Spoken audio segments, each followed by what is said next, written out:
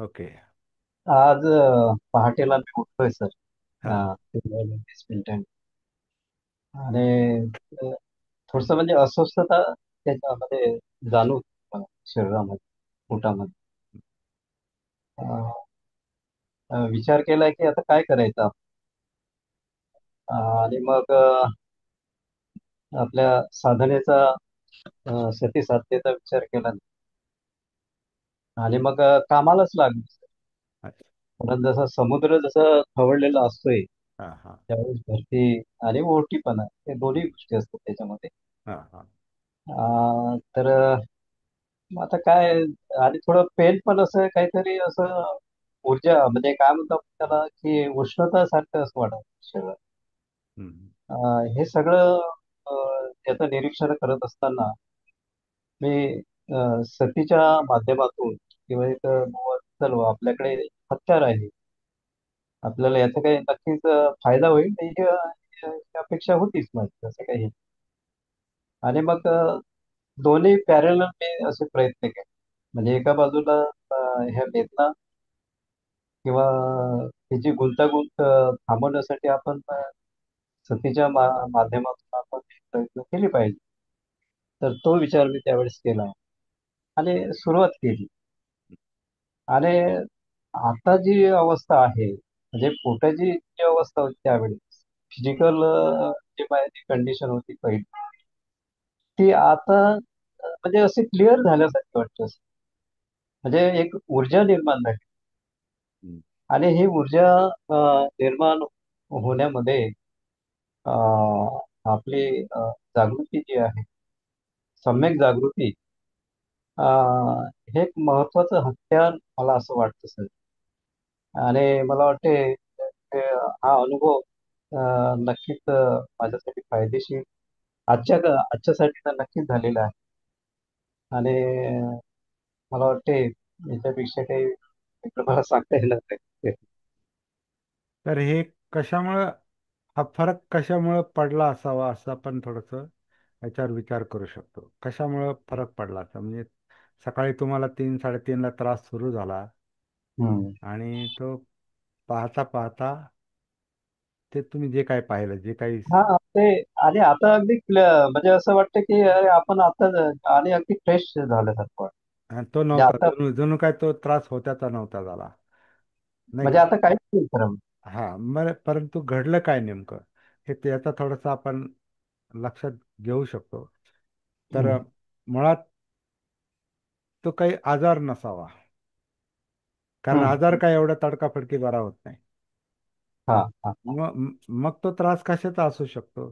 तर तो डेफिनेटली तो प्रेशरचा त्रास आहे, काहीतरी प्रेशर आहे, अज्ञात प्रेशर असतं आणि ते आपल्याला सगळंच, आपण आपल्याशी संपर्क नसल्यामुळे सगळेच जे काही भूतकाळातल्या ज्या घटना असतात आणि त्याचे परिणाम असतात हम्म. आणि ते आपल्या लक्षात येत नाही काय.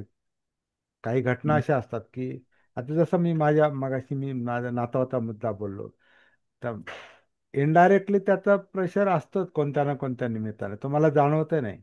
पण काहीतरी आहे रे, काहीतरी व्हायला पाहिजे. म्हणजे कसं आहे की आपल्या चित्तावर, आपल्या मनावरचा जो प्रेशर आहे तो आपल्या अवयवांवर आणि विशेषतः तुमच्या पोटावर, पचन क्रियेवर तो होतो, दबाव येतोय, तणाव येतो.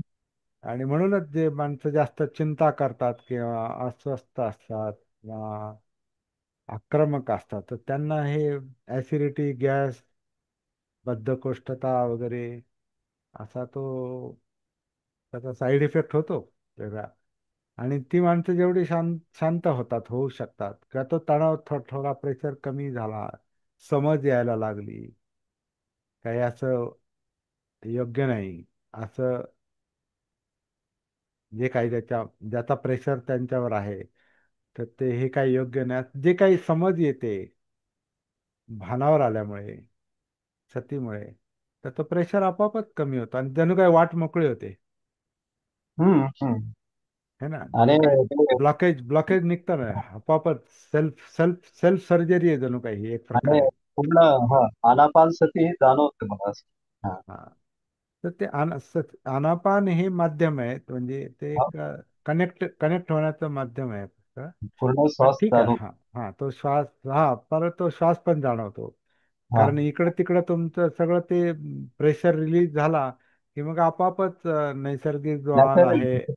नैसर्गिक आन आहे, अपान आहे, ते तुम्हाला जाणवत असणार आणि त्याच्यामुळे एक ऊर्जा मोकळी झाल्यासारखी वाटते.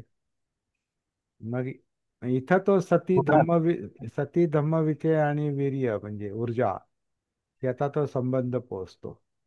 तर हम्म. हे तुमचं एक प्रॅक्टिकल उदाहरण आहे. तर अशाच पद्धतीनं आपलं काम आपण पुढं नेलं पाहत पाहत, जे जे काही आपला त्रास आहे, जो जो काही आपलं प्रेशर आहे, तो आपला भावनिक प्रेशर असो, वैचारिक प्रेशर असो, किंवा कायेवरचा प्रेशर असो, काही आपल्यावर येणारे प्रसंग असोत, होऊन गेलेल्या घटना असोत, किंवा आत्ता घडणाऱ्या घटना असो, किंवा नंतर घडतील अशा काही घटना असो, त्या सगळ्यांचा आपल्यावर जो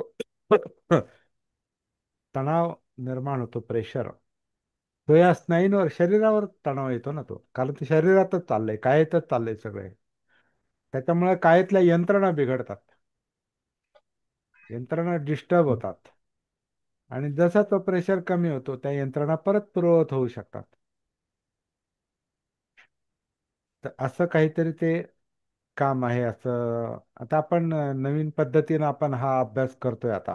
म्हणजे मी पण पहिल्यांदाच या पद्धतीनं आता बोलतोय. आणि आता मला वाटतं कसं असतं की केस स्टडी सारख्या काही घटना आपण घेणार. केस स्टडी माहीत असेल काही लोकांना, किंवा अं, अमुक एक प्रश्न किंवा अमुक एक त्रास अमुक्याला आहे आणि तो त्याच्यातून कसा बाहेर पडतो, काय होतं नेमकं. तर याचा अभ्यास करत करत आपण आपल्या स्वतःवर पण काम करू शकतो, प्रत्येक जण. जसं आता अशोकचा मुद्दा, तो त्यांना मायग्रेनचा त्रास आहे बऱ्याच दिवसापासून, डोकेदुखीचा. तर तो त्यांचा कमी होत चाललाय बराचसा. अजूनही त्याच्यातून ते पूर्ण मोकळे झालेत की नाही, ते सांगतील. परंतु मला जेव्हा ते इथे नगरमध्ये असताना भेटायचे, तेव्हा त्यांना तो खूप त्रास असायचा. हम्म. पण आता तो कमी वाटतो त्यांना. ते कधी त्यांच्या बोलण्यातून मला असं कधी असं जास्त जाणवत नाही. पूर्वी म्हणायचे मला ते सारख्या गोळ्या खाव्या लागतात आणि त्यांनी झोप येते. पुन्हा त्यांच्या काही कौटुंबिक तक्रारी पण ते सांगायचे. आजकाल तसं काही त्यांच्याकडून मला ऐकायला मिळत नाही. पूर्वी ते खूप बोलायचे. त्यांचा चेहरा पण फ्रेश झालेला आहे पहिल्यापेक्षा. आणि त्यांचं कौटुंबिक वातावरण पण त्याच्यामुळे थोडंसं सुरळीत झालं असं दिसतंय. आणि त्यांच्या मायग्रेनचा आजार, त्यांच्या काय म्हणतात, डोकेदुखीचा आजार, हे आजार कमी झाल्यासारखं वाटतो थोडा. सांगा तुम्ही अशोक, थोडक्यात. हो सर, पहिल्यापेक्षा डिस्टर्ब कमी होतोय नाही, पण आजार पूर्णपणे बरा झालेला नाही अजून. बरं झालेलं नाहीत, हा. 2-4 दिवसानं अजून अजून मायग्रेनचा आजार त्रास होतो मला. हा, हा, पण पूर्वी जे डिस्टर्ब व्हायचो मी, हा. व्याकुळ, हम्म. बेचैन, हा, हा. अं, ती ते बेचैनता, व्याकुळता कमी, यासाठीची आबास मला कमी झाली. कमी पण झाली. आजार पूर्णपणे बरा झालेला नाही अजून. बरोबर. हा. त्याचं दुसरं कारण हे पण आहे की ते खूप वर्ष चाललेलं आहे तुमचं, ते आधीचं जे त्रास जो आहे ना, किंवा ज्या पुरे. घटना तुमच्या जीवनात घडल्या, जे काही तुमचं वातावरण असेल ते तुम्हाला माहिती आहे. सगळंच हम्म. आम्हाला कळू शकणार नाही, आणि तुम्हालाही कळू शकणार नाही की काय काय मागं घडलं ते. पण त्याचा परिणाम तुमच्यावर झालेला आहे, आणि तो खूप खोलवर झालाय. म्हणजे काय म्हणतात, हाडामासात खोलवर गेलेला आहे तो. म्हणजे मेंदूत पण गेलाय तो, आणखी हाडामासात गेलेला आहे. म्हणून आता काहींना मायग्रेनचा त्रास होतो, काहींचे डोळे दुखतात. मला वाटतं तुमचे डोळे पण हे व्हायचे हा, काहीतरी, डोळे, अर्ध डोकं, डोळे. अर्ध डोकं दुखायचे, डोळे दुखायचे.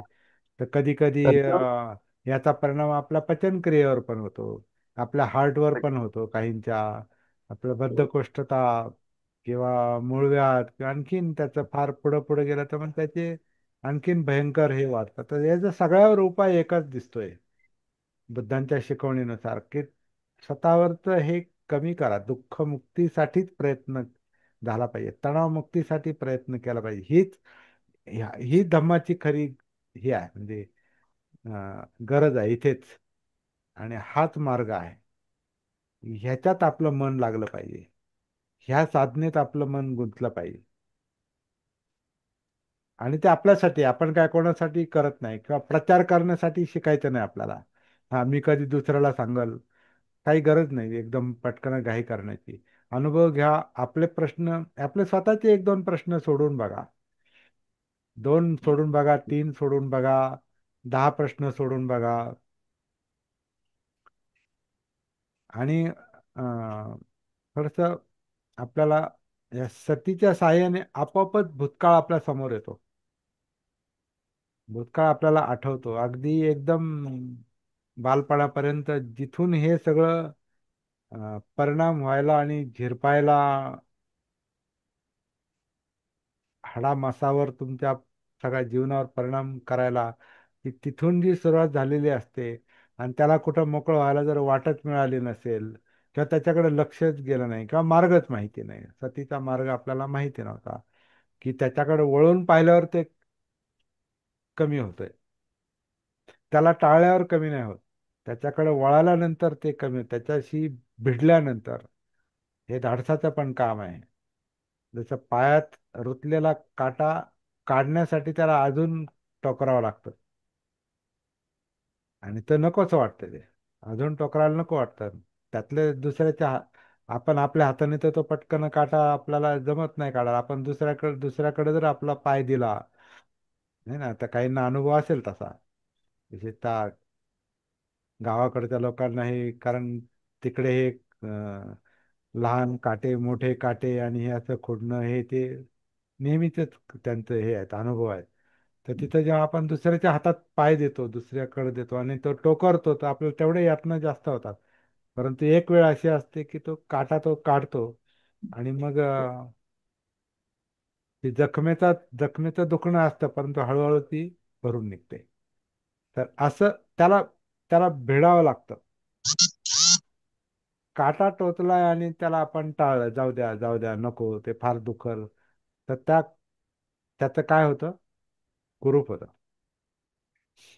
आणि कुरूप जर जास्त वाढलं, ते जर टॉक्सिक झालं, त्याच्यामध्ये जर काही आणखीन काय म्हणतात, त्याच्यात जर परिणाम झाला, आणखीन त्याच्यामध्ये पॉयझन झालं, तर त्याचं गँग्रीनमध्ये किंवा पाय काढण्यापर्यंतही जाऊ शकतो. विशेषतः त्याच्यात आणखीन काही शुगर सारखे आजार असतील, तर ते आणखीन जखम ती वाढत जाते. तर हे सगळं असं आहे की दुःख आहे हे सत्य आहे. तर दुःखाचं कारण शोधण्याकडे आपला मोर्चा वळला पाहिजे, की हे कशामुळं, पहा, पहा. म्हणून पस्सना म्हणजे पाहणे आहे, सम्यक दृष्टी म्हणजे पाहणं आहे, आणि मग काय करायचं त्याचा संकल्प आहे. मग त्याच्यावरच विचार प्रक्रिया, आणि तेच बोललं पाहिजे, दुसरं नाही, दुसरं आपण बोलणार नाही. जे ठरवावं लागतं, हा ही ह्या यातना आहेत, या यातनाचं कारण अस्पृश्यता आहे, अस्पृश्यतेचं निवारण करायचे, हे मी ठरवणार, आणि ते नष्ट करणार, काही झालं तरी चालेल. हे बाबासाहेबांचा हा जो संकल्प आहे, या संकल्पामुळे पुढचे सगळे कामं घडली त्यांच्या हातून, सगळे कार्यक्रम त्याला धरूनच आखलेले आहेत. त्यामुळे ते म्हणाले, माझ्या डोळ्यासमोर एकच ध्येय आहे, अस्पृश्यांची दुःखमुक्ती. हे राष्ट्रीय कार्य आहे, आणि ते करण्यासाठी मी काही करेन म्हणे, काही करेल. त्यांनी हे निर्माण केलं, त्या लोकांना, त्या समाजाला आणि त्या धर्माला सोडून देईल मी. तुमच्यामध्ये जर सुधारणा होत नाही, तुम्हाला ते जर त्याच्यातून बाहेर पडायचं नाही, तर मग आम्हाला बाहेर पडणं गरजेचं आहे.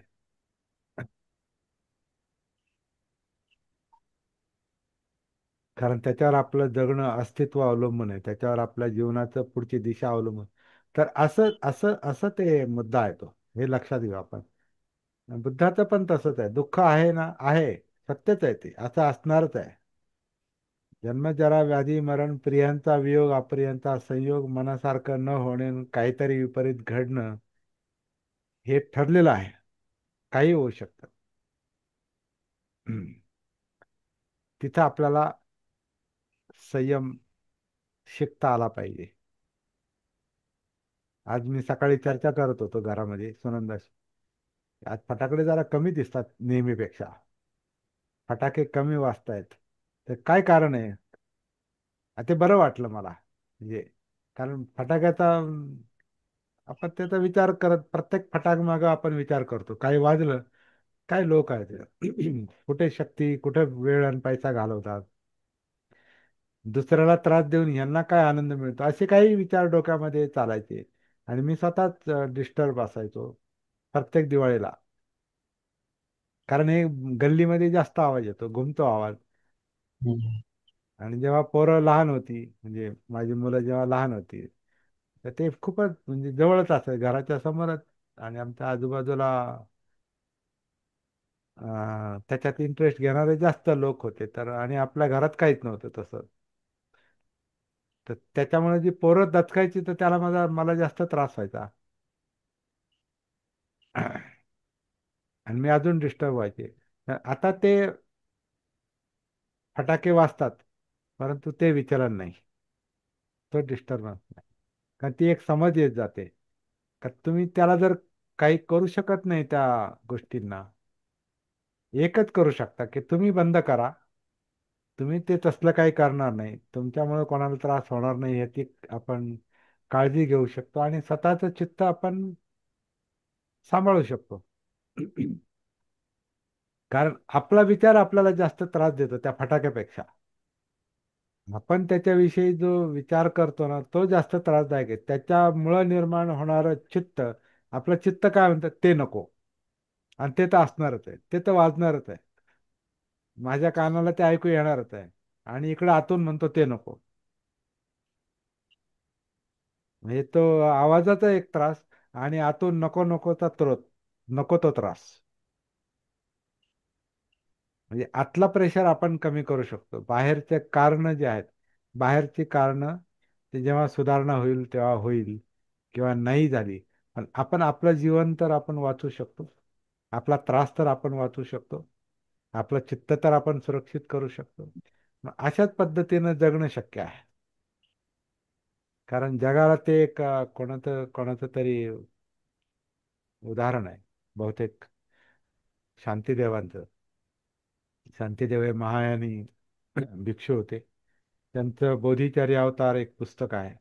त्याच्यात बहुतेक आहे ते, की जगामध्ये जगाने किंवा बाहेर जगाने रस्त्यामध्ये काटे पसरलेले आहेत. लोकांनी बाहेर काटे पसरलेले आहेत. तुमच्या रस्त्यात किंवा चालताना काटे पसरलेले आहेत.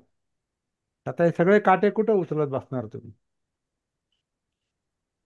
त्यापेक्षा चांगला बूट पायात घाला. चांगला बूट पायात घाला,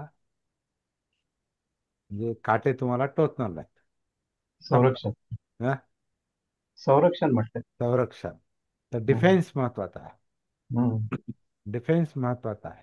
किंवा आपण आजारात पण ते सांगतात ना, prevention is better than cure. हम्म. एखादा आजार आजार झाल्यावर त्याला मारण्याचा किंवा त्याच्यातून बरं होण्यासाठी प्रयत्न करण्यापेक्षा तो आजार होऊच नाही याच्यासाठी प्रयत्न करा. Prevention. Prevention is better than cure. किंवा इथे तुम्ही डिफेन्स मोडमध्ये असता. चित्ताचं संरक्षण करता, मनाचं संरक्षण करा. ते सतीमुळे होतं, जागृतीमुळे. नंबरची लेणी सर. एक एक दोन वाक्य परत बोला. तर आपलं अजिंठ्याचं, इथे हा. औरंगाबादची मी हा. चुकून ते म्हटलं, अजिंठाची लेणी. हा. त्या लेणीमध्ये 16 नंबरची लेणी. हा. अजिंठा, मी नावामध्ये कन्फ्युज होतोय. अजिंठा की वेरूळ? औरंगाबाद जवळची. औरंगाबाद जवळची तर वेरूळ आहे. तुमच्यातच. वेरूळ, हम्म. ते 16 नंबरची लेणी, त्याला कैलास लेणी म्हणून ओळखले जातं. हा, तिथे बरोबर, हा. बरोबर. गेल्यानंतर लक्षात येतं हा. वेरूळ. की तो कळस त्यांनी बरोबर. कळस अगोदर बांधलेला आहे. खूप मोठी हा. लेणी आहे. हा. आणि त्याच्यामध्ये घुसल्यानंतर लक्षात येतं की ते कळस अगोदर सुरुवात कळसाकडून झाली आणि मग पायाकडे उतरलेले ते खाली बांधलेले त्याचे खांब वगैरे त्याच्या हातीवर वगैरे दाखवलेले. त्याचं हम्म. खालचं आहे ती बौद्ध लेणीच. परंतु आपल्या जीवनामध्ये सुद्धा तसंच आहे सर. सुरुवातीला आम्हाला दुःख कळणं खूप जरुरी आहे.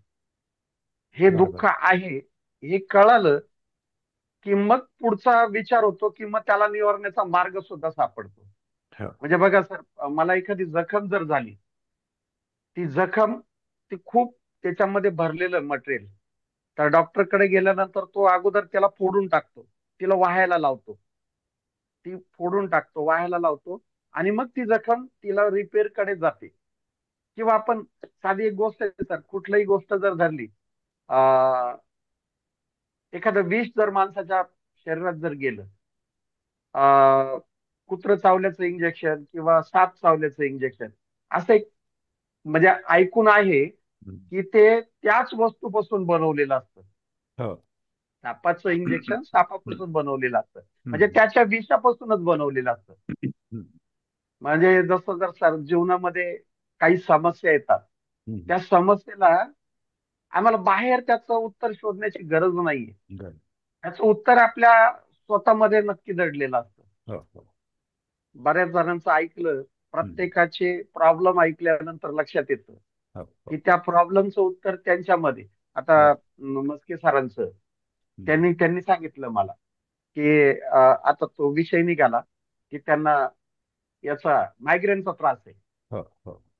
मायग्रेनचा त्रास सर इथून म्हणजे सुरुवात जी असते ना आपल्या लहानपणी होत असते सर. आणि तो स्वतःचा एक वैयक्तिकरित्या, कारण याचा अनुभव स्वतः मी घेतला सर. हम्म. याचा अनुभव स्वतः घेतला आणि अनुभव नक्की सांगेल. अनुभव सांगत असताना म्हणजे लक्षात एक एक येतं हम्म. की बघा सर, मला मी माझ्या शालेय जीवनामध्ये, हम्म. माझ्या शालेय जीवनामध्ये आत्ताची टक्केवारी नव्हती त्यावेळेस, परंतु आमचा असा एक हिशोब होता. मी 9वी पर्यंत साधारणतः 5 नंबरच्या आतमध्ये राहणार होतो. हा. नंतर मग अशा काही गोष्टी झाल्या की त्या मनावर म्हणा, त्यावेळेस तर हे चित्त वगैरे हे काही माहिती नव्हतं. हम्म. हम्म. अशा काही परिणाम झाला की मला एक असाध्य असा रोग, परंतु त्यातून सुटका. मला त्यावेळेस एक इंग्लंडला जोशी म्हणून डॉक्टर होते, माझी ट्रीटमेंट त्यांच्याकडे झालेली. हम्म. नाव जर आता त्रिभुवन सर ऐकत असतील तर त्यांनाही लक्षात येईल. मला हा. हिस्टेरिया सांगितला होता, जो 95% स्त्रियांना होतो, हिस्टेरिया. आणि त्यावर एक गोळी होती. ती गोळी जर सामान्य माणसाने जर घेतली, त्याचा जर 1% हिशोब, त्याचा, मला 5%ची गोळी होती, तो हम्म. 1%ची गोळी जर घेतली तर तो साधारणतः 6 दिवस झोपल अशी गोष्ट होती. आणि मला अच्छा. त्याची सवय लागली होती, मी दिवसातून त्याच्या 6 घेत होतो. हिस्टेरियाचं लक्षण काय? तर एकदम अचानक रक्ताच्या गाठी होणं, अच्छा. शरीरामध्ये एखादी भावना उत्पन्न झाली की त्या शरीराच्या गाठी व्हायच्या, आणि गाठ झाल्यानंतर त्याचा फ्लो बंद झाला की मग तो कुठून तरी फोडल्यासारखा वाटायचा. अच्छा. हम्म. फुटायला हवा असं वाटायचं. जसं हम्म. छातीमध्ये, जर ते तिथं छातीमध्ये आलं तर छाती फाडल्यासारखे, फाडायचा प्रयत्न तो व्यक्ती स्वतः करतो. अच्छा. अशा अशा काही काही लक्षण आहे. तर त्या गोळ्या त्यांनी मला सांगितल्या होत्या की तुम्हाला या कंटिन्यू राहतील, परंतु विचार जर केला सर, आपण स्वतः जर विचार केला, मला अर्थात परत आपण तिथेच आलो. मी विपश्यनेकडे लागलो, विपश्यनेच्या मार्गे लागलो. विपश्यना समजली सुरुवातीला, आणि त्या विपश्यनेच्या मार्गे लागलो आणि मी त्यातून बाहेर येत गेलो. आज मला कुठल्याही प्रकारची गोळी लागत नाही सर. हम्म. हम्म. कारण आपण स्वतः जर मनात जर विचार केला की मला मला बरं व्हायचंय, हा विचार खूप महत्वाचा आहे. हम्म. आणि मस्के सरांच्या याच्यासाठी मला किती साधा उपाय सांगितला होता सर. हम्म. आणि परंतु तो आपल्याला पूर्ण आपल्या विचाराने अवलंब करायचा असतो. मला उपाय सांगितला होता, रोज पावशेर जिलेबी खायची सकाळी सकाळी 7 वाजेच्या आत. अच्छा. आणि मी तो प्रयत्न केला, आणि त्या असं विचार केला की मी आता औषध खातोय, मला हे कमी व्हायला हवं. हा. आणि कमी व्हायला हवं तर माझं आजच्या कंडिशनला माझं कधी डोकं दुखत नाही सर. अच्छा. हम्म. तो डोक्याचा ताण, हम्म. फक्त विचार असतो.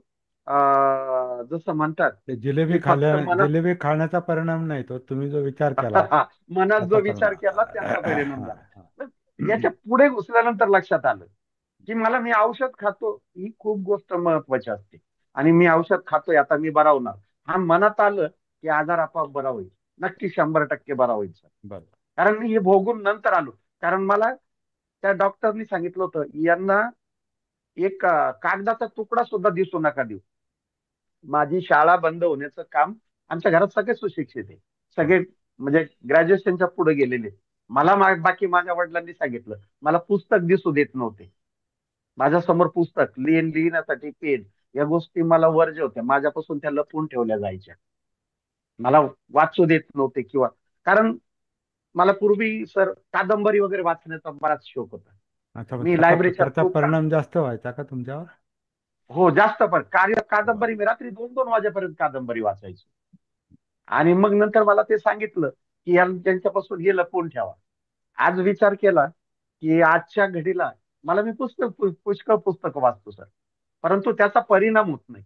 आणि त्या डॉक्टरनी जे सांगितलं होतं, त्या गोळ्या कमी होणार नाहीत, आज माझ्या कम्प्लीट कमी झालेल्या आहेत.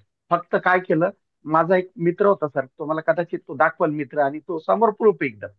त्या मित्राने त्याच्या वाढदिवसाच्या दिवशी मला शपथ दिली की तू या गोळ्या खाण्यानी तुला ते बाकीचं सगळं होत नाही, तर ह्या गोळ्या कमी कर. त्या दिवशी ती शपथ घेतली, आजपर्यंत त्या गोळ्या खाल्ल्याने मला काहीही झालं नाही. विचार करतो. दुसरी गोष्ट सर, आता त्रिभुवन सर मेडिकल याच्यामध्ये आहे, बऱ्याचदा सांगितलं जातं डायबिटीस कमी होत नाही, तुमच्या मनावर त्याचा परिणाम व्हायला हवा. तुमचं मन जर शाबत जर असेल, मला माझ्याकडे डायबिटीसची 2009 ची डायरी आहे का, मी रेल्वेचा पेशंट होतो, मला त्या गोळ्या वगैरे देत होते. आज मला डायबिटीस नाही सर, बीपी नाही, डायबिटीस नाही. तुमचं चित्त हे थाऱ्यावर असलं म्हणजे ते परत एकदा तिथंच येतं की दुःख ओपन झालं ते दुसऱ्याला सांगितलं का ते आपाप कमी होतं. साधा सोपा हिशोब आहे सर. म्हणून बर. पूर्वीचे लोक सांगायचे, तुला जे झालं ते बोलत राहा, बोलत राहा. दोन तर या मुद्दे. गोष्टीने आपण कमी होऊ शकतो सर. बरोबर, दोन मुद्दे फार महत्वाचे आले इथे. एक तर आपण काय करतो हे आपल्याला नीट कळालं पाहिजे. बरोबर. मोगम मोगम करून उपयोगाचं नाही, कशामुळं काय होतं ते नीट समजलं पाहिजे. आणि दुसरा मुद्दा तुम्ही जे बोलले की व्यक्त होणं, म्हणून आता बुद्धांचं सुद्धा एक वचन आहे की कल्याण मित्रता संपूर्ण धम्म आहे.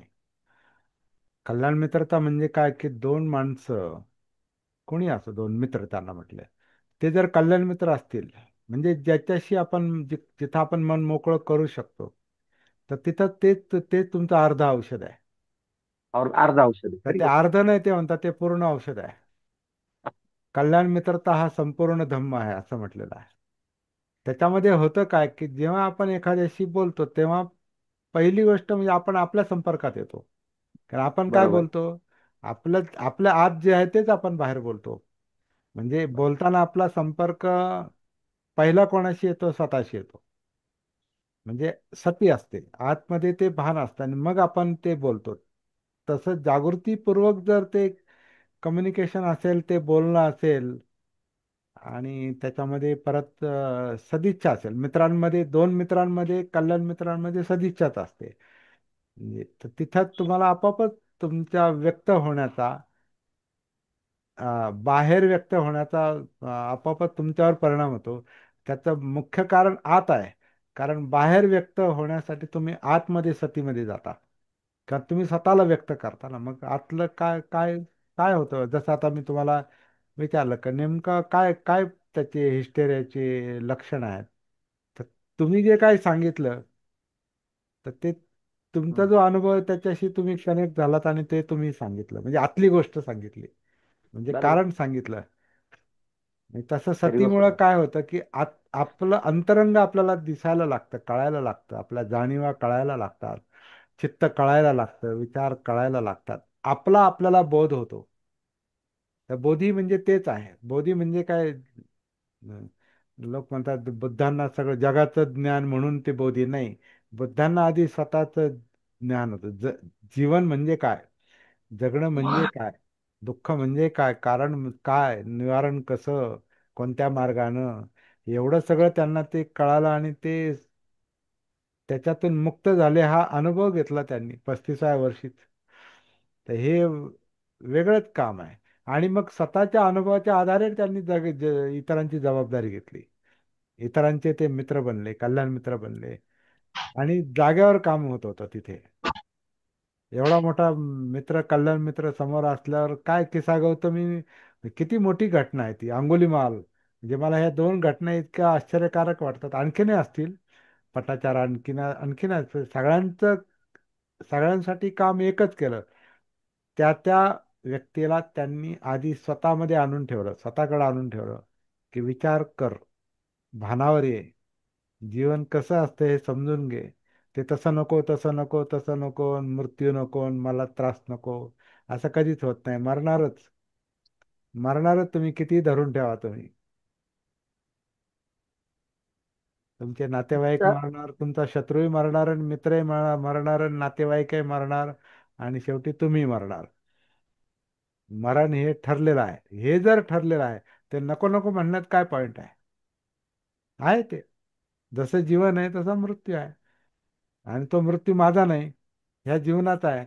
जीवन मी निर्माण केलं नाही. मी ठरवून जन्माला आलो नाही. जन्म मला आठवत नाही, मृत्यूही मला माहिती नाही. आणि मग दोन्ही टोकातलं जीवनाचं काय काय हिशोब आहे तिथं? मी न माझं, ही जी सत्काय दृष्टी आहे, हा जो मी आहे, हा जो सेल्फ आहे, हा जो अहंग आहे, ही जी धारणा आहे, हे जे ध्यान आहे स्वतःवरचं, स्वतःला धरून ठेवलं, मेला, इथे सगळे प्रॉब्लेम आहेत.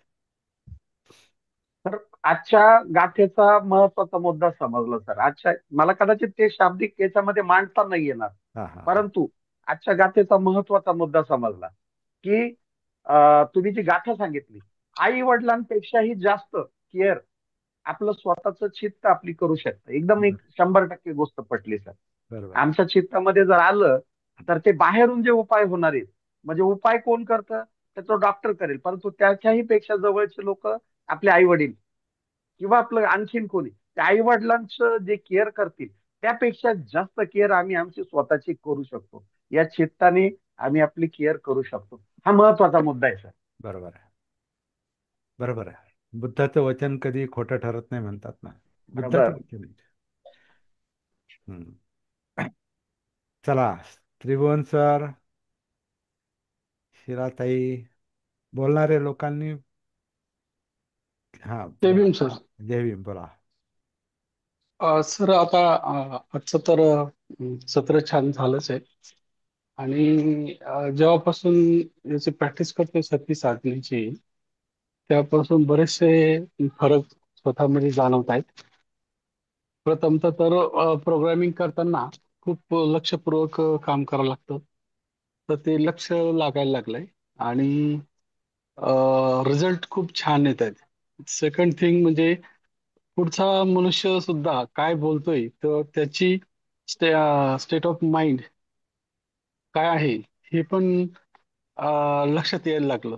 आणि हा चुकतोय का बरोबर आहे का, याचा ट्रॅक कुठं चाललाय, हम्म. हा ह्या सगळ्या गोष्टी ऑटोमॅटिक जाणवायला लागल्या. आणि स्वतःच सुद्धा ऑब्झर्वेशन इतकं वाढलंय की आपण योग्य दिशेने चालतोय का, योग्य दिशा मिळते का, कुठे चूक तर होत नाही ना, म्हणजे सावधगिरी थोडक्यात यायला लागली पूर्ण. आणि अगोदर थोडस दुसऱ्यांनी चिडलं की मला चिड यायची, किंवा थोडक्यात काही दुःख जरी झालं तरी ती सोसण्याची ताकद नव्हती. आता सगळ्या गोष्टी सहन करू शकतो, ऍक्सेप्ट करू शकतो. खूप छान वाटतं प्रॅक्टिसने. वा. आणि थोडक्यात जागृतीचा एक दिवा आपल्या मनामध्ये कायम तेवत तेवत राहते असं दिसतंय. बरोबर. की अं, छान. खूप बरं वाटतं आपल्या बरोबर हम्म. हम्म. ह्या सत्रामध्ये जॉईन होऊन. बाकीचे आपले कल्याण मित्र भरपूर वेगवेगळे त्यांचे अनुभव शेअर करतात, त्यांच्यातूनही बऱ्याचशा गोष्टी शिकायला मिळतात. खूप छान. बरोबर. दोन आणि गोष्टी. बोला बोला. हम्म. बाबूजी म्हटले की डायबिटीस किंवा त्यांचे काही अं, आजार ते बरे झालेत. कारण की इथं दोन प्रकारचे आजार आहेत, एक मानसिक आजार आणि एक शारीरिक आजार. शारीरिक. काही शारीरिक आजार लगेच म्हणजे मनाने बरे होत नाही, परंतु मनशक्ती जर वाढली तर त्यावरती बरेच मात करू शकतो आपण. मात करू तर शकतो. हा त्याच्यामुळं अ, तो फरक त्यांच्यामध्ये जाणवला त्यांच्या अनुभवातून वाटलंय मला. हम्म, हम्म, आणि बऱ्याचशा गोष्टी मानसिकच आहेत हो. आणि नंतर मग ते शारीरिक आहेत. वा, खूप छान झालं सर आजचं सत्र. वा, वा, वा. छान, छान. महत्वाचं बोलले. दोन गोष्टी त्यांच्या त्रिभुवन सरांच्या याच्यातून लक्षात आल्यात की त्यांनी म्हणजे प्रॅक्टिसमुळं, जागृतीच्या प्रॅक्टिसमुळं, सतीमुळं ते स्वतःला तर म्हणजे समजून घेणं शक्य होतंच, पण आपण दुसऱ्याला पण समजून घ्यायला आपली मनाची तयारी होते. म्हणजे संवेदनशीलता वाढते इतरांबद्दलची. इतरांबद्दलची संवेदनशीलता वाढते, हे फार महत्वाची आणि यालाच कल्याण मित्रता म्हणतात. कारण जर दुसऱ्याबद्दलची संवेदनशीलता वाढली तर आपण आपलं दुःख जसं स्वतः अनुभवतो तसं दुसऱ्याचं दुःख आपल्याला समानुभूतीनं लक्षात येतं. समानुभूती म्हणजे जसं आपल्याला जसं आपल्याला या अमुक अमुक गोष्टीने त्रास होतो तसा त्यालाही होत असेल, आपण इतरांना समजून घेतो, तर ही समज येते. आणि समज आल्यावर मग आपण खऱ्या अर्थाने अ, प्रचार ज्याला म्हणतात ना, आता आपण प्रचारक पण आहोत. तर प्रचार तेव्हा शक्य आहे जेव्हा आपण स्वतःला समजून घेतो आणि दुसऱ्याला समजून घेतो. स्वतःला नाही समजून घेतलं आणि दुसऱ्याला नाही समजून घेतलं तरी आपण आपण सांगत सुटलो तर त्याचा तो परिणाम साधतच नाही. तर ते स्वतःवरूनच जग पाहणं म्हणतात ना, स्वतःवरून जग बघायचंय. एवढं स्वतःचा सोपा. कल्याण मित्र. हा, आधी स्वतःचं कल्याण मित्र व्हा. आधी स्वतःवर मैत्री पाहिजे. म्हणजे स्वतःशी संपर्क पाहिजे, म्हणजे स्वतःशी कम्युनिकेशन पाहिजे. स्वतःशी मी तर म्हणतो समुपदेशन. समुपदेशन बिलकुल म्हणजे समुपदेशन हा जो प्रकार आहे, तर मी त्याला सती समुपदेशन म्हणतो. पण पहिलं समुपदेशन, सती समुपदेशन हे स्वतःशी पाहिजे. आणि स्वतःवर काम केलं पाहिजे, स्वतःवर वर्क केलं पाहिजे.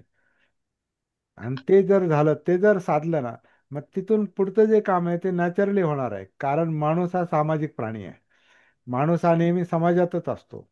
म्हणजे घर जरी असलं आपलं आणि घरातले मेंबर जरी असले, तर तो एक समाजाचा एक छोटासा घटक आहे, नातेवाईक आहे त्याच्यामध्ये, किंवा आजूबाजूचे आहेत, इतर नातेवाईक आहेत, मग शेजारी पाजारी आहेत, मग तुमचे काय असेल गल्ली आहे किंवा तुमचं मोहल्ला आहे, मग तुमचं शहर आहे. असं करत करत तुम्ही राज्य आणि देश आणि जग याच्याशी तो आपण नॅचरली कनेक्ट होतो, असतोच. आता आपण जगातल्या बातम्या पाहतो म्हणजे काय करतो आपण, कुठं युद्ध चाललेलं आहे किंवा कोण अमुका राष्ट्रपती काय बोलला, तो राष्ट्रपती काय बोलला, राष्ट्रांचे संबंध कसे, मग त्याचा व्यापारावर काय परिणाम होईल, मग देशावर काय परिणाम होईल, मग आपल्यावर काय परिणाम होईल. आहे ना, त्याचं जसं आता परवा आपण हे करत होतो आता, आर्टिफिशियल इंटेलिजन्स म्हणजे कृत्रिम बुद्धिमत्तेचं आता हे ते स्फोट झालेला आहे. कृत्रिम बुद्धिमत्ता म्हणजे माणसाची जी मूळ बुद्धिमत्ता आहे ह्याच्यावर बंधन येणार आपोआप. बंधन येणार म्हणण्यापेक्षा ती माणसाला स्वतःची बुद्धी वापरण्याची संधी कमी कमी झाली आता. आणि जेवढी तुम्ही बुद्धी कमी वापराल तेवढी ती मठ्ठ बनत जाते. माठ बनतं ते. डोकं चालवलं नाही, कोणते इंद्रिय घ्या, जे इंद्रिय आपण वापरत नाही ते हळूहळू दुर्बल होतं. हळूहळू दुर्बल होतं. एका जागी जर माणूस बसून राहिला खूप दिवस, खूप वर्ष, त्याने हालचालच केली नाही, तर नंतर त्याला हालचाल करणंच जड जातं. की एखादा माणूस बोलला नाही, एक दिवस नाही बोलला, 2 दिवस नाही बोलला, वर्षभर नाही बोलला, आणि नंतर काही वर्ष नाही बोलला, तर त्याची वाचा जाते. सगळ्यात मोठं उदाहरण अवतार मेहेर बाबा. 25 वर्ष ते बोलले नाही, नंतर वाचाच गेली. आता ते ते काय नगरला म्हणतात? हा, नगरला होतं ना त्यांचं ते नगरलाच आहे, हरणगावला, इथे जवळच आहे. हो. त्यांचे त्यांचे लोक, पारसी लोक जे आहेत ते मोठं काय म्हणतात, धार्मिक काम किंवा बाबांचं काम करतात असं ते म्हणतात. परंतु त्यातलं मुख्य गोष्ट ही आहे का ते अध्यात्माच्या याच्यामध्ये ते ध्यानामध्ये इतके गेले की नाही, मौन मौन मौन मौन. तुम्ही जितकं जास्त, कारण वाणीचं काम बोलणं आहे, व्यक्त होणं आहे. जिथं तुम्ही तिला बंधन घालता, तर ते काम दुर्बल होतं. म्हणजे ते तो भागच दुर्बल होतो, तुम्हाला बोलताच येत नाही नंतर. जागृतीपूर्वक बोलणं, सतीमध्ये बोलणं हा वेगळा मुद्दा झाला. आणि मौन धरून तुम्ही आतमध्ये कोंडून घेणं हा वेगळा मुद्दा झाला. आणि बोलायला बंधन करणं हे तर फार मोठं, म्हणजे मी तर म्हणतो वाईट काम आहे ते. का वाईट काम? उलट व्यक्त व्हायला संधी दिली पाहिजे. फक्त सांभाळून बोला, जागृतीपूर्वक असं असं आपण म्हणू शकतो. पण एखाद्याला बोलायला बंदी जर घातली आणि तो जास्त दिवस नाही बोलला, व्यक्तच झाला नाही, तर त्याची वाणी बंद होते आणि डोकं काम करत नाही. आणि तो ब्लॉक होतो आतमध्ये, इमोशनली ब्लॉक होतो, कारण तो व्यक्तच होत नाही. आणि स्वतःच पण जे काही भावना विचार आहे ते सप्रेस करायचं, दाबून टाकण्याचं आपण हे करतो. दाबून टाकल्यानं त्याचं हे नाही, त्याला तो फोडावाच लागतो. प्रॅक्टिकली करावं लागतं ते तसं. म्हणणं वेगळं आहे, तसं करणं वेगळं. कधी कधी कसं असतं, आपण म्हणतो तसं, पण परिस्थिती अशी निर्माण करतो की तसं होणारच नाही ते.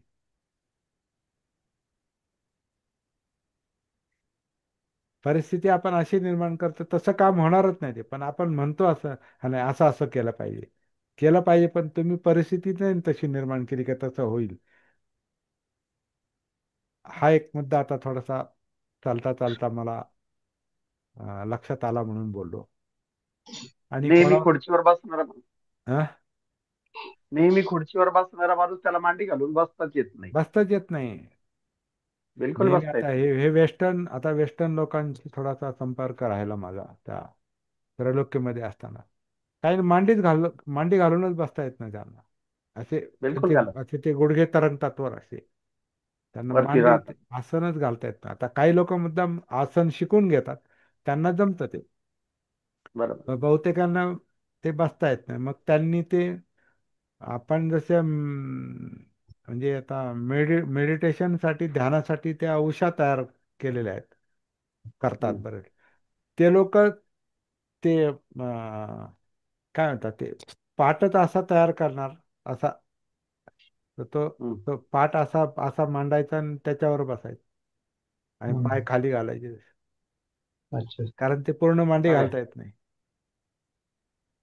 त्यांना. ते मेडिटेशन तर ते काय, त्याला काय म्हणतात ते, फळीचं बनवतात ते, त्याचं फोल्ड होतं आपाप ते, आणि ते असं उघडायचं आणि मग ते वर बसायचं. पाठ येतात पाठ. पा, पाय खाली घालायचे आणि मग पाय पाय पंजे खाली जातात आणि गुडघे खाली टेकतात आणि मग ते बसतात. कारण तिथे, कारण त्यांचं सगळं डायनिंग टेबल आणि खुर्च्या आणि सगळं खुर्च्यांवरच आहे सगळं, खाली नाही. म्हणून जास्तीत जास्त आपण सक्रिय जेवढं राहतो, इंद्रिय जेवढी सक्रिय राहतात, शरीर जेवढं सक्रिय राहतं, तेवढं त्याचं आरोग्य मेंटेन व्यवस्थित. होतं. अतिरेक करणं पण चुकीचं आहे. खूप अतिरेक केला तर मग तो थकून जातो, ती एनर्जी वेस्ट होते ती. योग्य उपयोग, इंद्रियांचा योग्य उपयोग केला पाहिजे. म्हणून आता दिसतं म्हणून काही पाहणं, आणि ऐकू येतं म्हणून काही ऐकणं, किंवा डोकं चालवता येतं म्हणून कुठे डोकं चालवणं, त्याला काय अर्थ नाही. It is wastage of energy and wastage of time. तिथं सगळीकडे. अतिशहाणा त्याचा बैल रिकामा. हा, त्यामुळे माणूस शहाणा तर पाहिजे, पण अति शहाणा नाही पाहिजे. हा, तिथं ते सती काम करते, जागृती काम करते, म्हणून हा मध्यम मार्ग आहे. तर हा, परत त्याच्याने सांगा. मला थायरॉइडचा प्रकार एक तयार दोन झाला. तुमचे थायरॉइड आजार. ताई ताई, तुमच्या बोलण्यातले पहिले एक दोन तीन वाक्य परत बोला. आता रेकॉर्ड करतो हा. मी तुमचं. हा, अ, म्हणजे बाबूजींच्या आपल्या याच्यापासून शरीराला तुम्ही जेव्हा सुरुवात आजार केली. हा, बाबूजींच्या बोलण्यापासून आपल्या तुम्ही सुरुवात केली आणि मग तुमच्याकडे आलात. बोला तुम्ही परत. हा, जय भीम सर. जय भीम. म्हणजे शरीर जेव्हा आजारी होतं त्याला फक्त विचारांचं कारण असतं. आणि खूप सालोन साल आपण शांत बसून राहिलेलो, म्हणजे मनातल्या गोष्टी न बोलता स्वतःशीच दाबून ठेवल्या, त्याच्यातून आजार उद्भवून होता. अगदी बरोबर. हम्म. आणि बरोबर. जो माझा स्वतःचा अनुभव आहे, मी लहानपणापासून खूप हा. मोठं कुटुंब असल्यामुळे आईकडे पण आणि सासरी पण, त्याच्यामुळे जे मनातले विचार ते मनातच दाबून ठेवून ठेवून जो आजार निर्माण झाला तो मला थायरॉइड थायरॉइडचा. हा. थायरॉइडचा. आणि त्याच्यानंतर आणि 2 वर्ष त्याचे विलाज करत पळत फिरलो आम्ही इकडे तिकडे, माझे मिस्टर मी. अच्छा. पण त्यातून फक्त होमिओपॅथीवरच्या डॉक्टरांनीच असा विलाजाची सुरुवातच माझ्यावर अशी केली का त्यांनी फक्त माझा हात धरून आणि डोळे बंद करून आणि म्हणजे तुम्हाला काय सांगायचं ते बोला म्हणे, तुमच्या जन्मापासून जसं तुम्हाला आठवायला लागलं तसं. हम्म, हम्म, तर त्यांनी पूर्ण माझं, तर मी 45 वर्षाची होईपर्यंतचा अनुभव त्यांनी माझा पूर्ण ऐकून घेतला त्या डॉक्टरांनी. हम्म, हम्म. तर तेवढं मी बोलता बोलता अचानक माझ्या डोळ्यांमधून फक्त पाणी येत होतं आणि मी बोलत होते. मग त्या डॉक्टरांनी त्याच्यावर विलाज केला का ह्या स्त्रीच्या मनात ज्या गोष्टी लहानपणापासून तिने दाबून दाबून न बोलता, म्हणजे तिच्या सर्व इच्छा आकांक्षा सर्व दाबून ठेवल्यामुळे हे तिच्या मेंदूवर परिणाम होऊन आणि हा आजार निर्माण झाला. बरोबर आहे. तर आज तुमच्या सर्वांच्या बोलण्यातून सगळ्यांचं बोलणं ऐकून मला असं वाटलं का हो, हेच बरोबर होतं हम्म, हम्म. कारण. हा. आणि आज 3 दिवस झाले मी गावाला आलेली, मी ती गोळी घेतलेली नाही, मला रोजची गोळी लागते. हा. हा. परंतु पण ह्या परंतु फार जागृतीमुळे मी दुर्लक्ष पण करायचं नाही. हा. तर घेतली नाही मी ती विसरून आली गोळी. हा. हा. हा. पण जे तुम्ही सांगता तुमचं ऐकून जे मनावर विचार करते, खूप खूप वाईट विचार पण मनात येतात, रडायलाही येतं खूप, पण तेवढं ही सहन करून परत जागृतीमध्ये होऊन नाही आपण हे करतोय ते चुकीचं, त्याच्यावर कंट्रोल करून आज मला 3रा दिवस उगला गोळी नाही तरी मला काहीही त्रास होत नाही सर. म्हणजे मी फ्रेश आहे. हम्म. रडायला आलं तर फक्त रडायला आलं तर रडायला हरकत नाही, पण का रडतोय ह्याच्याकडे पण लक्ष पाहिजे. हा ते कळतं कशामुळे, ना हा हा रडू कशामुळे येतं, कोणाच्या बोलण्याचाही त्रास होतो, स्वतःचा विचार चुकीचा आहे याच्यावर पण रडायला येतं. रडायला पण येतं. त्याच्यात आपण बाहेर पडण्याचा प्रयत्न करतो, हा प्रयत्न हे. करतो. हम्म. आपल्या पण आज चुका चुका खरंच लक्षात खूप आल्या तरी अनुभव, आपल्याला सर्वांचे रडायला येतं. अनुभव ऐकून मला पण असं मला सांगावं वाटलं वा वा. का छान छान. नाही, खरंच. फार फार चांगला अनुभव आहे तुमचा. खूपच चांगला अनुभव आहे. आणि मग हीच माझी थोडीशी अपेक्षा असते की माझं एकदा झालं ना बोलून, की तुम्ही सगळ्यांनीच बोलावं. आणि मला वाटतं आज जरा नाहीये, 3 महिन्याच्या 4 महिन्याच्या संपर्कामध्ये आम्ही जेव्हा बाबूजींच्या होतो तेव्हा बाबूजींच्या बोलण्यातून त्यांच्या मार्गदर्शनातून इतकं इतकं म्हणजे इतका प्रकाश पडलाय डोक्यात का खूप बाबूजी चांगले कल्याण मित्र आहेत. खूप खूप इतके कल्याण मित्र, म्हणजे ते प्रत्येक गोष्ट समजून सांगता हम्म. आणि त्यांना रोज ऐकावं असं वाटतं. त्यांच्यासाठी मी घरातलं सर्व काम सोडून 1 तास का होईना विहारात जाऊन बसते का की बाबूजींचं काही मार्गदर्शन भेटेल आपल्याला. हम्म.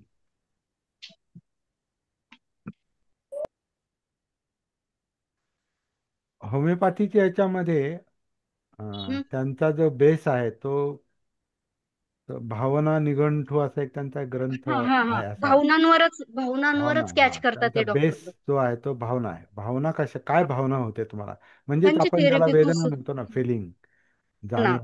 तर म्हणजे जाणीव तुम्हाला शरीराच्या काय जाणवतं. दुखण्यापेक्षा मनाचं दुखणं हे ते त्यातून बाहेर काढतात ते.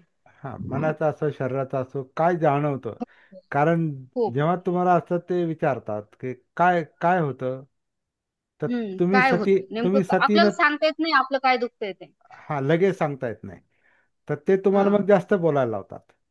मग ते जास्त बोलायला किंवा काही प्रश्न विचारतात. आता हे आणि समुपदेशनामध्ये साहजिकच आहे सर, आपल्याला शेजारी कोणी माणूस मेला ना, हो. तो विचार सुद्धा डोक्यात ठेवून ठेवून ठेवून ठेवून आणि म्हणजे तो काही दिवसांनी असं का हा मला एवढा त्रास कशामुळे होता, हा तो अमका तमका माणूस ऍक्सिडेंटने मेला होता, हा. तो विचार डोक्यातून काढायसाठी ते बोललं पाहिजे.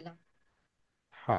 किंवा धम्माच्या भाषेत तो जो कोणी व्यक्ती गेलाय ज्याचा आपल्यावर परिणाम झालाय, तर मग आता इथं खिसा गौतमी आणि तिचं मूल उदाहरणार्थ, म्हणजे गेलाय उदाहरण जो गेलाय त्याला आपण का धरून ठेवतो, कारण तसं नको व्हायला पाहिजे, तसं नाही व्हायला पाहिजे, नाही व्हायला पाहिजे पण नाही ते. व्हायला पाहिजे. आणि ते तसंच होतं.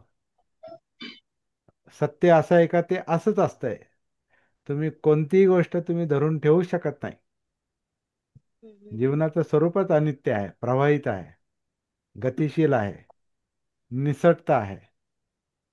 आणि आपण म्हणतो नाही, तसं नाही झालं पाहिजे. म्हणजे ते असं आहे की बर्फाचा तुकडा हातात धरायचा, हातावर ठेवायचा आणि म्हणायचं की ते बर्फ वितळला नाही पाहिजे. शक्यच आहे. तुमच्या अंगातल्या उष्णतेनं तो वितळतोय.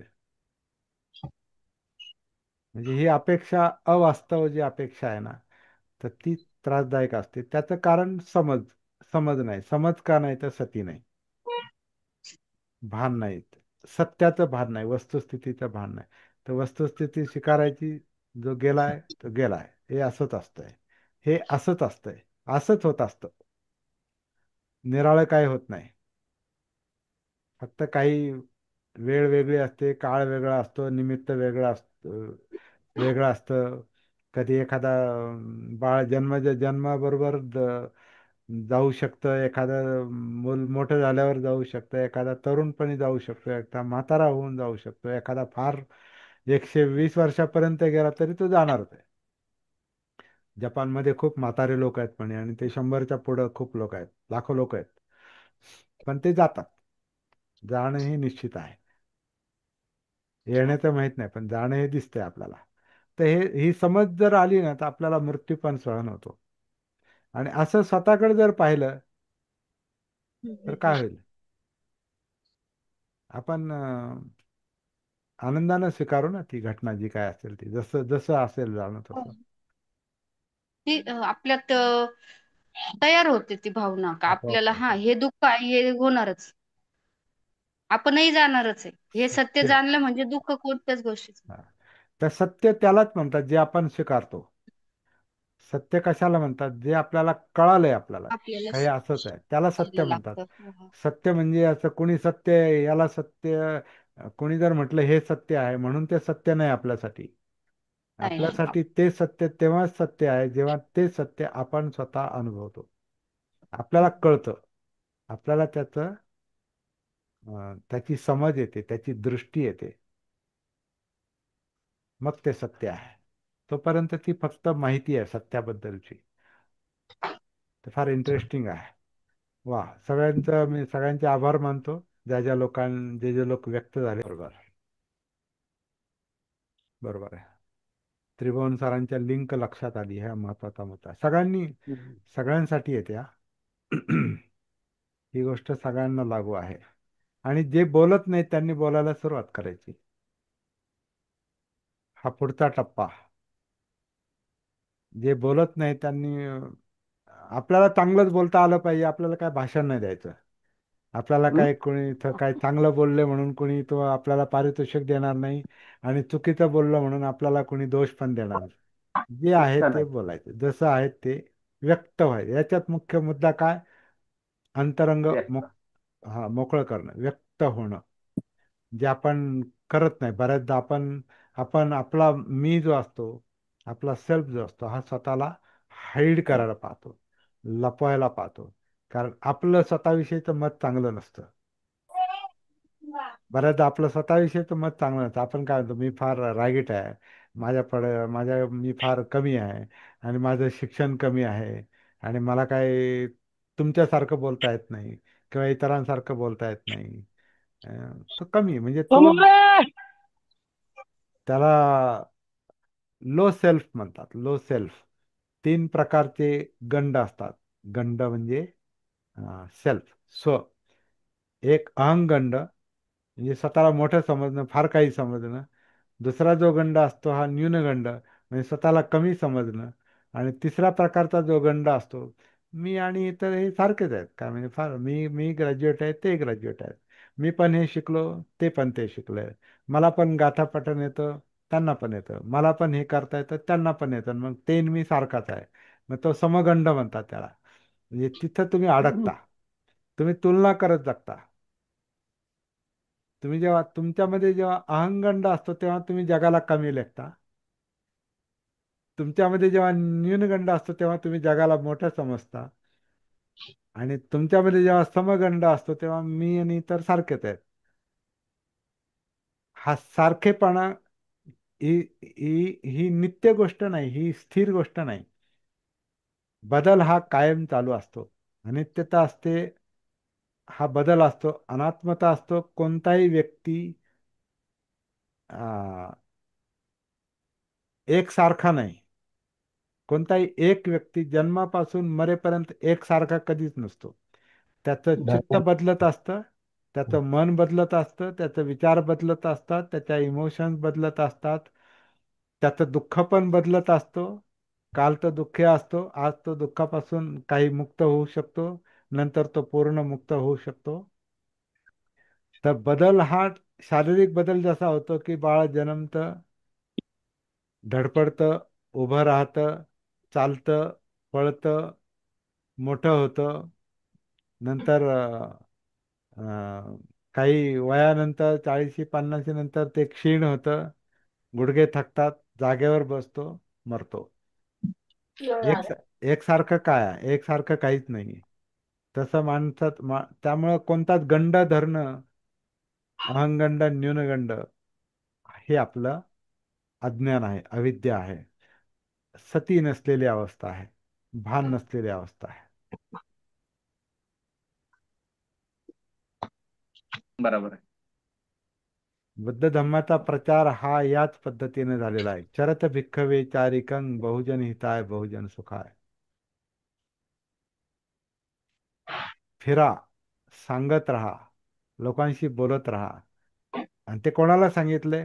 ज्याला प्राप्ती झाली त्यांना सांगितले, त्यांनी, बुद्धांनी. ज्यांना समजलंय, आता तुला समजलं. आता तू काय म्हणत असतील, समजा तू आता श्रोतापन्न झालास, किंवा आता सकृदागामी झालास, किंवा अनागामी झालास, आता अरहत झालात. आता तुला दुःखमुक्तीचा मार्ग समजलेला आहे. आता जा, आता जगात कितीतरी दुःखी लोक पडलेले आहेत. ज्याला तुला मुक्त करता येत असेल, मोकळं करता येत असेल, ते कर. आणि 2 भिक्षूंनी एका दिशेला जाऊ नका, इथपर्यंत त्यांनी सांगितलेलं आहे. 2 भिक्षूंनी एका दिशेला जाऊ नका. नाहीतर तुम्ही मी मोठा कल्याण मित्र का तू मोठा कल्याण मित्र, असंही व्हायचं एखाद्याला. नाहीतर हा माझा एरिया आहे, माझा माझा माझा प्रांत आहे. नाही, वेगळ्या दिशेने जा. याच पद्धतीनं काही साधनं नसताना बुद्ध धर्माचा प्रचार उत्तर भारतामध्ये झालेला आहे. त्याला भारत नव्हता, त्याला जम्बूद्वीप म्हणायचे. अगदी पाकिस्तान, अफगाणिस्तान पर्यंत, किंवा इकडे. आणि राजाश्रयाने तो वाढला खरा, पण राजाश्रयामुळं कम्युनिकेशन किंवा कल्याण मित्रता कमी झाली. कारण भिक्षू लोक एका जागी बसायला लागले, कारण आयतं मिळायला लागलं, कोणाकडे जाण्याची गरज नाही. आणि बुद्धाच्या काळात कोणाकडे जायचं म्हणजे आधी धम्म सांगायचे, आणि मग ते काय अन्न किंवा काय असेल ते घ्यायचे, दान घ्यायचे. पण आधी ते कर्तव्य करायचे, मग घ्यायचे. नंतर उलट होत गेलं, नुसतं घेत राहायचं आणि आपलं काम विसरून जायचं. कारण ती नाहीच आहे, ती प्राप्तीच नाही. ते कमावलंच नाही, ते धम्मधन कमावलं नाही, ते मुक्तीचं धन कमावलं नाही, ते संतुष्टी कमावली नाही, तर काय देणार? आता भिक्षू तर झालेलो आहे, मग काय करणार? नाही आपल्याकडून काही देणं झालं तर जगायचं, तर मग द्या तुमच्याकडचं काय असेल ते. आणि राजाश्रय मिळाल्यावर तर मग आणखीनच आयदी झाले, आणखीन आळशी बनले. मग बाबासाहेबांचं म्हणणं थोडंसं तेच राहिलं की बौद्ध धर्माचा प्रचार होण्यामध्ये राजाश्रय हा फार मोठा कारणीभूत ठरलेला आहे. राजाश्रय, कारण राजाश्रयामुळं भिक्षू लोकांचं सामान्य लोकांशी संपर्क कमी झाला. आणि जेव्हा इथे स्वाऱ्या झाल्या मुसलमानांच्या किंवा इतरांच्या, परकीयांच्या जेव्हा स्वाऱ्या झाल्या, तेव्हा भिक्षू लोक इतर लोकांसारखे तेही पळून गेले. आणि त्यांना समाजाने वाचवलं नाही, ज्यांना कोणी त्यांना आश्रय पण दिला नाही. तर राजाश्रय ही चांगली गोष्ट नाही. स्वावलंबनानं ती गोष्ट, म्हणजे याच्या तुम्ही म्हणजे लोकांकडून मदत घेतली पाहिजे, परंतु त्याच्यापेक्षा तुम्ही लोकांना मदत केली पाहिजे. आणि तुम्ही काय मदत करू शकता भिक्षू म्हणून? दुःखमुक्ती. लोकांचे प्रश्न सोडवले पाहिजे, सोडवता आले हे पाहिजे. पाणी सोडलं बस. तर हा मुद्दा आपल्याला सोपं काम नाही, हे तितकंच खरं आहे. बोलणं सोपं आहे, प्रत्यक्ष करणं फार कठीण आहे. पण तेच प्रयत्न आपल्याला करण्याची गरज आहे, जर हे काम आपल्याला पुढे न्यायचं असेल तर. शेजवळकर सर बोला. तुमचे आवाज मध्ये ऐकले, पण तुम्ही इतरत्र बोलत होते.